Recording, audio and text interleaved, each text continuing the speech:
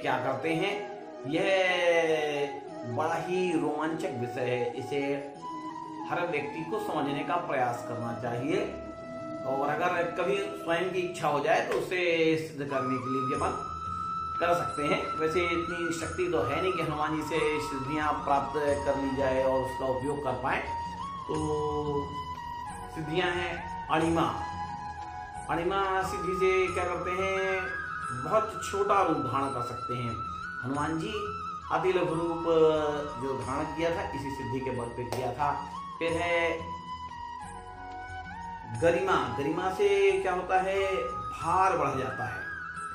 तो हनुमान जी इससे पर्वतों बराबर अपना भार बढ़ा सकते हैं। फिर है महिमा। महिमा से बहुत बड़ा रूप धारण किया जा सकता है और इससे विशाल काय रूप धारण हो जाता है। विशाल रूप धारण कर लेते हैं और बड़े से बड़े आकार को अपना बना सकते हैं। और लघिमा सिद्धि। लघिमा सिद्धि से क्या करते हैं, लघिमा सिद्धि से किसी भी स्थान से दूसरे स्थान जा सकते हैं, उसे पार करने की शक्ति प्राप्त हो जाती है। इससे हनुमान जी उड़ पाते हैं और अपने भार को हल्का कर लेते हैं और सहजता से कहीं भी बहुत तीव्र गति से चले जाते हैं और मन की गति से वह दूसरे स्थान पर पहुंच जाते हैं। प्राप्ति सिद्धि के बल पे हनुमान जी किसी भी वस्तु को प्राप्त कर सकते हैं और पशु पक्षी जीव जंतु जानवरों किसी की भी भाषा को समझ सकते हैं या किसी की भाषा को समझने में या उसके भाषा का अनुवाद कर लेने में हनुमान जी सक्षम रहते हैं।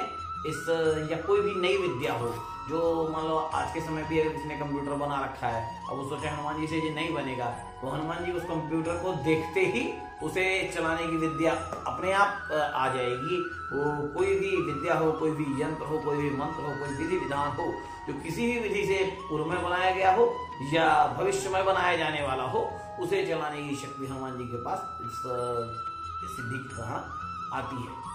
पराक्रम सिद्धि की वजह से हनुमान जी आकाश में भी जा सकते हैं और पाताल में भी जा सकते हैं, पानी में भी रह सकते हैं और पानी की गहराइयों में मन चाहे समय तक, मतलब जैसे मनुष्य भी धरती पे जाता है तो उसके लिए उसके पास बड़ा बंधन है कि जमीन के अंदर बहुत कम समय रहेगा और निकल आएगा, पानी में भी जाएगा तो कम समय रहेगा। हनुमान जी जब तक चाहें, जितनी देर तक चाहें, पानी में अंदर रह सकते हैं, धरती के अंदर भी रह सकते हैं और आकाश में अंतरिक्ष में भी रह सकते हैं। ये पराक्रम सिद्धि की एक कारण संभव है। अगर कोई मनुष्य सिद्धि को प्राप्त कर लेता है तो वह भी ऐसा कर सकता है। ईशित्व शक्ति हनुमान जी को प्राप्त है। ईशित्व सिद्धि के बल पर हनुमान जी ईश्वरत्व प्राप्त करते हैं, मतलब भगवान होने की जो गुण होते हैं, शक्तियां होती हैं, वो ईशित्व शक्ति के कारण होती है। और ईशित्व के कारण हनुमान जी में देवीय शक्तियां हैं और उनके कारण ही अष्टसिद्धियां और नौनिधियां और बाकी शक्तियां उनके अंदर रहती हैं। इसके बाद एक सिद्धि है वशित्व। इस सिद्धि के कारण हनुमान जी किसी को भी बस में कर सकते हैं और सबसे बड़ी चीज अपनी इंद्रियों को बस में कर सकते हैं और इसके कारण हनुमान जी जितेंद्रिय हैं और सर्वत्र पूजनीय हैं। जय श्री राम।